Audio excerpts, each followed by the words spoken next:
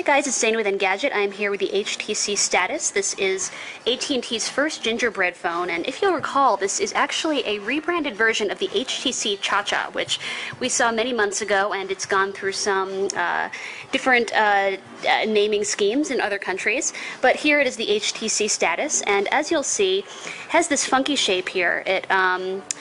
If you look, it's a portrait QWERTY phone, which is pretty rare these days. But if you look in the back, it has sort of this curved back, which, I mean, definitely makes it comfortable enough to hold, but because it's not a phone you would use in landscape mode, it seems a little bit, it seems like a bit of a waste to put in this ergonomic contoured shape here. While we're lingering on the back here, you'll see that the hardware is actually reminiscent of both the HTC Flyer and its cousin, the HTC View 4G, both tablets, in that it has this band, this metallic band here, contrasted with this white material both here and here that's more definitively plastic. It just has this more hollow, plasticky feel to it. As you'll see also, and this was the case on the tablets, back here you've got this 3.5mm headphone jack, and it's got this little bump coming out around the surface here. And it's not exactly unsightly, I just don't know why HTC built the phone that way. But as you can see, you've got the camera and LED flash tucked back there also. And then when you go around the front, you've got that similar color blocking. So you've got the white band continuing down here, but actually most of the front face, including the keys, have that metallic finish. So taking a tour here, you'll find nothing on the front side. You'll find the, you'll find the volume rocker over here. Again, there's the 3.5mm headphone jack and both the combination power lock button. As you'll see up here, you've got this very finely grained speaker strip. And then continuing to this side, it's also pretty clean. So for the most part, the sides of this phone are pretty clean.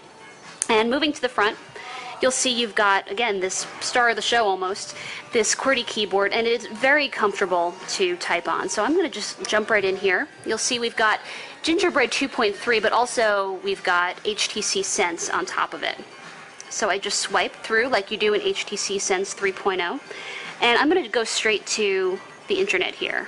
I'm going to show you what it's like to type in a website. So we're going to go to, we're going to be boring, we're going to go to Google, and there's a function key here, so I can press alt.com and go. We are on AT&T's HSPA Plus network in New York City, so we are on the 18th floor of a building in Manhattan. So this should give you an idea of how fast the network is.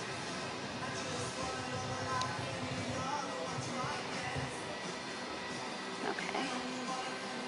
Here we go. There's a little widget there, which was just kind of annoying. So we're going to load another website, just show you how that works.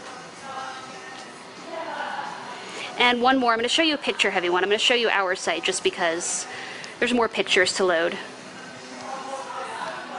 Okay. Oh.